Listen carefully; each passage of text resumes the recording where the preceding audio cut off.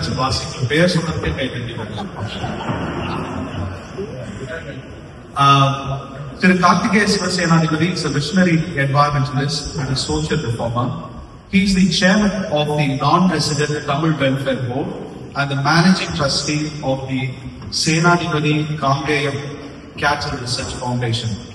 A passionate advocate of zero-budget natural farming, he has revived ancient Tamil agricultural wisdom for the modern world.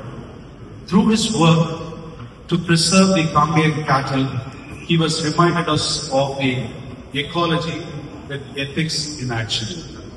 Nam nilam, nam uyir, nam maadu, nam marabu.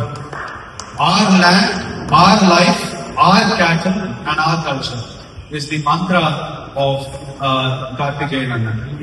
From the local fields to the global forums on biodiversity, he has carried the voice of the Tamil farmers to the world stage. He reminds us of the sustainability is not just a trend. Sustainability is not just a buzzword. It is our Tamil tradition. Ladies and gentlemen, please put your hands together and welcome Kamgeyam Kalaikaniன் பாதுகாவலன் மரியாதைக்குரிய அண்ணன் கார்த்திகேய சிவசேனாதிபதி. தம்பி கார்த்திகேய சிவசேனாதிபதி அவர்களுக்கு எங்களுடைய பாட்காவுடைய பெரியார் அம்பேத்கர் சிந்தனை வட்டத்துடைய பொதுச் செயலாளர் சுமதி விஜயகுமார் அவர்கள் சார்ந்திருக்கிறார்.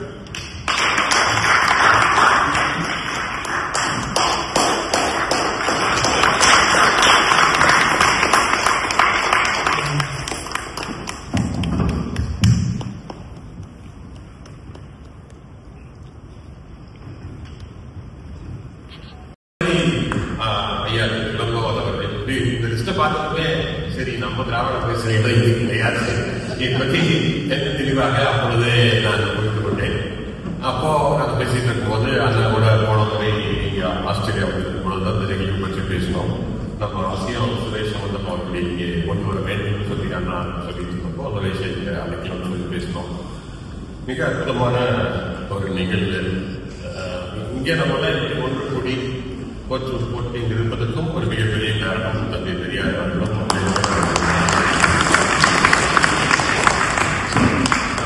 சுரேஷ் பண்ணும்போது நிறைய விஷயங்கள் சொல்லிட்டு டோனி பிளேயர் முன்னாள் பிரதமர் ஒரு அமைப்பு நடத்துகிறார்கள்.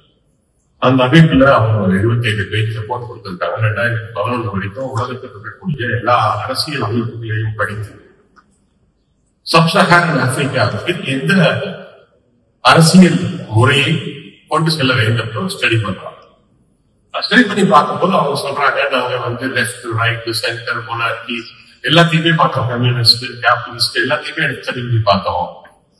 இப்படியெல்லாம் பார்க்கும்போது சப்சாஹாரன் ஆப்பிரிக்காவுக்கு இருக்கக்கூடிய மிக மோசமான நிலைமையில் இருக்கக்கூடிய சப்சாஹாரன் ஆப்பிரிக்காவுக்கு ஒரு பெரிய சேஞ்ச் கொண்டு வரணும்னா the model we feel is the best is in India, in southern India, in the state of Tamil Nadu. There is a model called the Dravidian model. The Dravidian model இருக்கிற வார்த்தையை நமக்கு வந்து முதல்வர் அவர்கள் பயன்படுத்துவதற்கு முன்பாகவே இன்ஸ்டிடியூட் வந்து இதை பயன்படுத்தி இதுக்கு அவன் சொல்ற 1960s சுரேஷ் நம்ம அதே டேட்டா தான் அவன் சொல்லியிருக்கான். மிக மோசமான நிலைமையில் state was the lowest performing states of India, rather South Asia.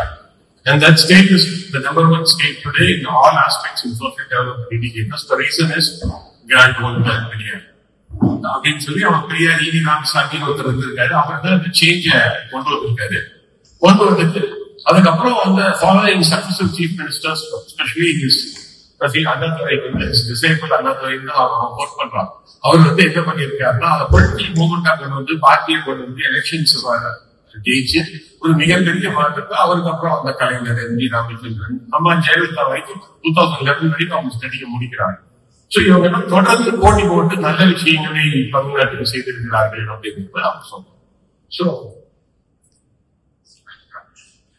So அதான் bilingual அப்படின்னு சொல்லிட்டு அவங்க சொல்லியிருக்காங்க.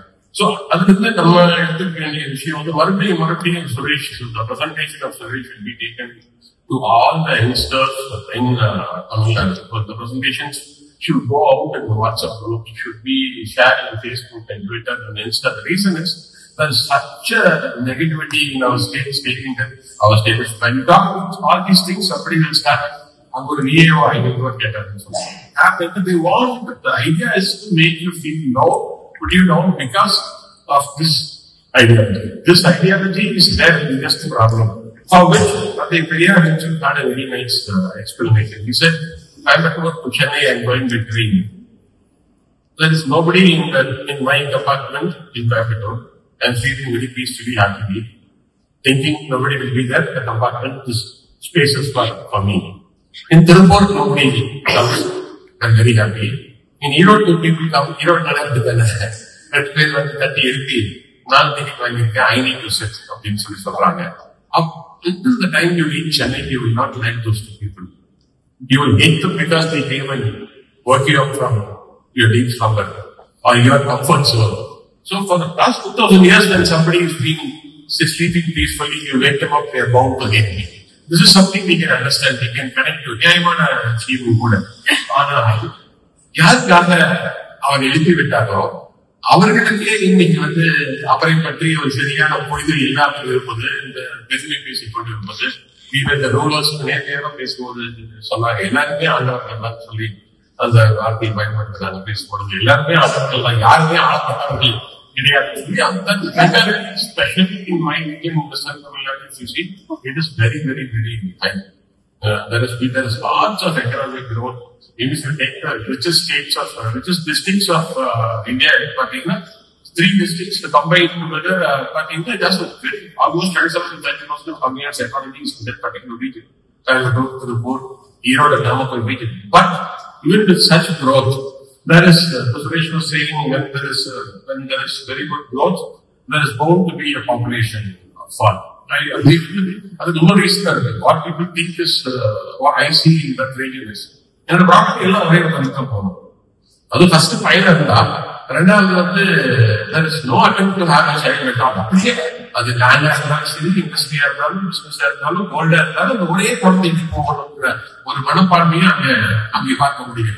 that's the right I know, but the right ask to that.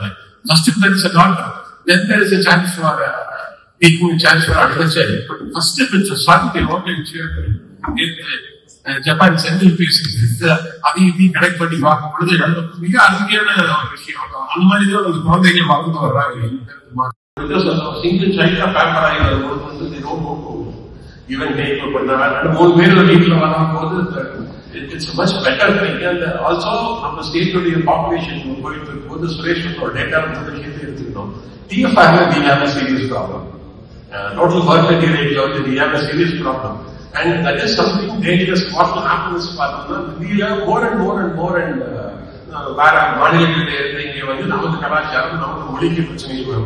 மாநிலத்துடைய பெயரை சொன்னோம்னா அந்த வீடியோ வச்சு வேற எங்காச்சும் மாநிலத்தில் அரசியல் செய்யக்கூடிய சூழல்ல வேற இருக்கிறோம். இந்த மாநிலத்துடைய பெயரையும் பேசக்கூடாத ஒரு சூழலில் நாம் இருந்து கொண்டிருக்கின்றோம். இந்த 2-3 நாட்கள் அந்த பிரச்சனையை நமது நாட்டில் இருக்கக்கூடிய பிரதமர் அவர்களே வேற மாநிலத்தில் தமிழ்நாட்டில் இருப்பவர்களெல்லாம் இந்த மாநிலத்தில் மோசமாக நடத்துகிறார்கள் சொல்ற நிலைமைக்கு நாம் போய்கொண்டு இருக்கின்றோம்.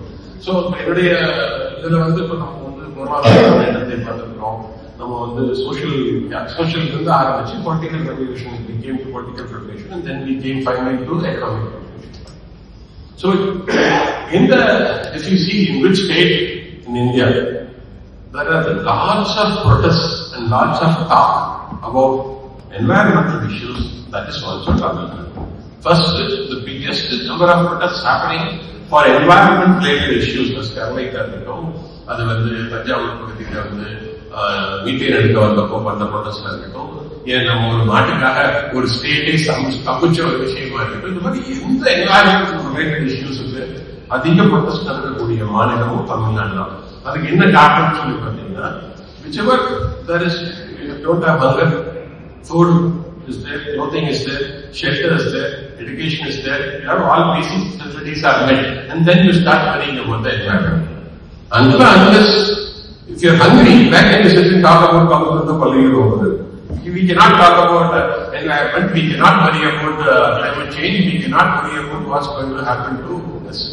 When you are hungry, first need is food, then clothing, then shelter. All these things are met. And today, the biggest threat to humanity, when we are talking in humanist concerns, the biggest threat to humanity is environmental issues. It's not that, directly, he may not be able to quote Tandai Periyar in environment. The reason is that in that context, in the period 1879 to 1973, not much of environmental issues were spoken about. But Periyar has spoken about the wells, the ponds should be common, they should be accessible to everybody. These things can be seen or constructed or it can be taken as Periyar's view on environmental issues, or it can be connected to both environmental and social issues. I think another period we பார்த்தோம்னா Periyar rational use of resources பத்தி நிறைய பேசியிருக்காரு. நம்ம ஐயா கூட இருந்தவங்க நிறைய பேர் சொல்லுவாங்க, ஐயா வேஸ்ட் பண்றதுக்கு எதையுமே விட மாட்டாரு. சட்டையிலே முழுகை சட்டை போட்டு மடிச்சு விட்டுருந்தா எதுக்கு இவ்வளவு தூரத்தை கிளீன் பண்றேன்னு சொல்லியிருக்காரு. எங்க அப்பாவே சொல்லியிருக்காரு, நான் பாத்திருக்கேன். அவங்க வீட்டுக்கே வந்திருந்தாங்க, அப்ப யாரும் முழுகை சட்டை போட்டு அது எதுக்கு இவ்வளவு தூரத்தை கிளீன் பண்றேன்னு சொல்லி ஐயா சொல்லுவாங்க. ஐயா மிகப்பெரிய செல்வந்தர். நிறைய பேர் நம்ம கொண்டு போய் சேர்க்க வேண்டிய விஷயம். பெரியார் எந்தெந்த விஷயங்களுக்கெல்லாம் போராடினாரோ அந்த விஷயங்கள் எல்லாமே அவருக்கு பிறப்பாலேயே கிடைத்தது. அவர் பெரிய 2 மாடி வீட்டில இருந்தவர், மிகப்பெரிய செல்வந்தர். எங்க ஊருக்காரதான் ஈரோடு தான். அதாவது 4-5 பண்றாங்க. அங்க இருக்கக்கூடிய ஒரு பிள்ளை ஒரு ஈரோடு பிள்ளை குடும்பம் இருந்தாலும் அந்த மாதிரி 4-5 பேருக்கு மட்டும்தான் அந்த மாவட்டத்திலேயே அவ்வளவு பூமியும் அவ்வளவு சொத்தும் இருந்தது. அப்படி பிறந்த தந்தை பெரியார் அவர்கள் தான் இந்த சமூகத்தை பற்றி இந்த சமூகத்தின் மீது இவ்வளவு பெரிய அக்கறை கொண்டு அவ்வளவு கஷ்டப்பட்டு நேற்று பாராளுமன்ற உறுப்பினர் திருமதி சால்பா அப்படின்னு சொன்னது போல இந்த மூத்திர சட்டியை தூக்கிக் கொண்டு தெருவாக சென்று ஊராக சென்று 1973 வரை இந்த வயசுல 93 வயசுலயும் அவர் பாடுபட்டார் என்றால் பெரிய கூட்டம் தந்தை பெரியார் அவர்களோட பெரிய நிரடர் கடற்கரையில் இருக்கிற மாதிரி எல்லாம் கூட்டத்தை அவர் என்னைக்குமே வந்திருக்கு. அதுல அவர் விரும்பியது 20 பேர் இருந்தாலும் 12 பேர் இருந்தாலும் 10 பேர் இருந்தாலும் 100 பேர் இருந்தாலும் அவர் பேசிக்கொண்டே இருப்பார், அவர் சொல்லிக்கொண்டே இருப்பார். அதுதான் தந்தை பெரியார் அவர்கள். அதனால நம்ம நினைச்சு கொண்டது அவர் ரொம்ப கஷ்டப்பட்டிருக்கார் சாப்பாட்டுல. 3 கோயிலுக்கு தர்மகர்த்தாவாக அவர் ஈரோட்டில் இருந்தவர். அவர் இறந்து போகும் வரை அந்த குடும்பதான் அந்த கோயில்கள் இருந்தது. அந்த கோயிலில் இருந்த பிராமணர்களுடைய குழந்தைகளையும் நல்லா படிக்க வச்சு நீங்க அவங்களாம் பெரிய பெரிய நிலைமையில் இருக்கிறார்கள் என்பதை பற்றி கூட சொல்லி மருத்துவர்களாக ஆடிட்டர்களாக இருக்கிறார்கள் என்று சொல்லி எல்லாரும் மேலே போகணும் என்பதே அவருடைய குறிக்கோளை தவிர யாருக்கு மேலே கிடையாது அப்படின்னு சொல்லி ரொம்ப அழகாக அர்த்தம் சொல்லியிருப்பார். பெரிய நாடு சின்ன நாட்டை தொந்தரவு செய்தால் நான் சின்ன நாட்டை பக்கம் முடிப்பேன். அந்த சின்ன நாட்டுக்குள்ளே இருக்கக்கூடிய ஒரு சிறுபான்மையரை இருந்து ஒரு பெரும்பான்மையை தொந்தரவு செய்தால் நான் சிறுபான்மையோடு நிற்பேன். அந்த சிறுபான்மையர் இடத்திலே ஒரு ஆண் ஒரு பெண்ணை தொந்தரவு செய்தால் நான் அந்த பெண்ணுடன் நிற்பேன். அந்த பெண் ஒரு குழந்தையை தொந்தரவு செய்தால் நான் அந்த குழந்தையுடன் நிற்பேன். ரொம்ப இன்னைக்கு அப்படி இருக்கக்கூடிய ஒரு சூழலில் இப்ப நமக்கு சமூக economic growth. It's not that we are in poverty anymore, especially in state of Tamil Nadu. We are doing really very well, and that's why we have a huge diaspora, unlike the diaspora of Kerala, which most of them they work in the Gulf countries as schools, as laborers, as technicians, as nurses and all that. We have doctors, we have engineers, we have professionals spread out across the world, and that's why the Honorable Chief Minister created a non-resident Tamil Welfare Board for the welfare of the diaspora world over, and I'm fortunate to serve as the first chairman of the NRTWB.